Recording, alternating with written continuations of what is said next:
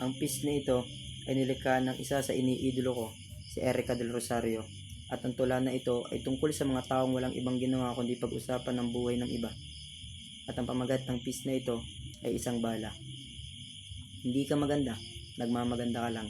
Hindi ka magaling, nagmamagaling ka lang. Hindi ka matalino, nagmamatalino ka lang. Hindi ka maputi, nagkoji ka lang. Hindi ka payat, nagparitoke ka lang. Hindi ka babae, nagpapalit ka lang. Hindi ka lalaki, nagpatanggal ka lang. Mga linya ang galing sa mga taong takot na malamangan sa lipunan na tinatayuan kahit sa ang anggulo mo patingnan. Unang pinapansin ay ang panlabas na kaanyuan, ang mga naging kamalian. Walang nagiging mabuti kundi ang sarili lamang.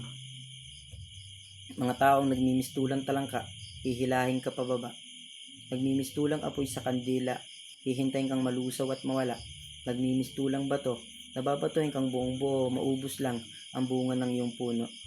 Bakit hindi nyo gamitin ang bato, pampokpok dyan sa ulo nyo, para naman matauhan kayo na hindi lahat ng bagay ay kailangan nyong bigyan ng isyo. Hindi porket tumaba ako ay buntis na ako. Hindi rin porket pumayat siya ay nag-a-addict na siya. Hindi rin porket lalaki ang kasama niya ay malandi na siya. Hindi porket may jowa na ako ay mag-aasawa na ako. Hindi porket nagiinom o nagyoyosi siya ay pariwara na siya. Hindi rin porket hindi ako nagsisimba ay masama na akong tao. Hindi rin porket palagi kang nagsisimba ay diretso langit ka na. Tandaan mong may purgatorio pa. Kayo nga itong mas malakas manghusga. Hindi porket maiksi ang suot niya ay si Aubrey na siya. Maging si Boyet ka. Kinulang sa pag-iisip pero sumobra sa pangunawa sa iba para naman hindi puro panglalait sa kapwa lumabas sa bunganga. Mga chismosang kapitbahay na walang ibang ginawa kundi ikwento ka sa buong barangay. Nagmimistulang CCTV ng inyong bahay. Inaabangan ang bagong kabanata ng iyong buhay. Makita ka lamang na unti-unting umaangat ay mabilis kang hihilahin pababa. Nagpalamon sa sistema ng inggit at galit. Sabi naman sa iyo huwag kang magagalit, lalo kanyang papangit.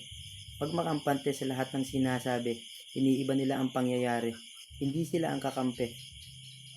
Isagip ang sarili, matulis na gulok ang nag-aamba ng tumusok, binaligtad nila yung tatsulok para sila yung nasa rurok. Pamilya, tropa, at sa mga taong sinalba, hindi ka nila maaalala sa mabuting alaala.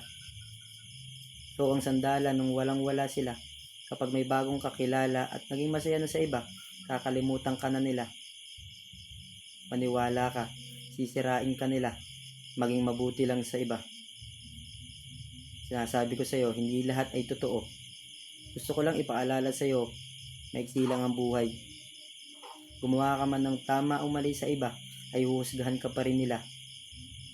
Kaya kung ako sa iyo, piliin mo yung mga bagay na magpapasaya sa'yo, hayaan mo lang ang sasabihin ng iba.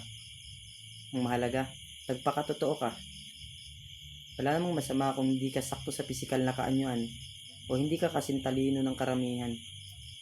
Ang tunay naman na kagandahan at karunungan ay hindi binabase sa itsura o sa sagot na pang Miss Wesleyan, dahil ang tunay na kagandahan ay may magandang kalooban at tanging siya lamang ang may karapatan na tayo ay husgahan.